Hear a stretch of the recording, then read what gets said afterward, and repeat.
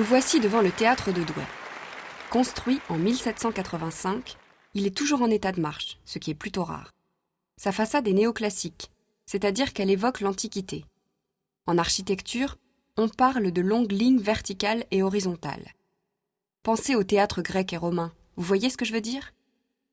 À l'intérieur, la salle est dite à l'italienne, c'est-à-dire que tous les spectateurs, du parterre au balcon, sont de face. Ce n'était pas le cas, par exemple, dans les arènes antiques, dans lesquelles le public était placé tout autour de l'espace de jeu.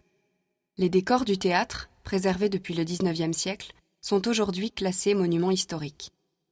À l'époque de sa création, plusieurs spectacles s'enchaînaient, matinées et soirées. Le silence n'était pas de rigueur.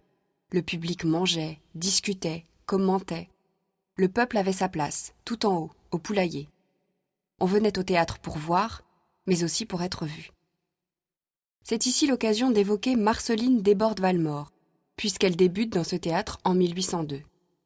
Née en 1786 à Douai, cette comédienne devient ensuite poétesse et écrivain.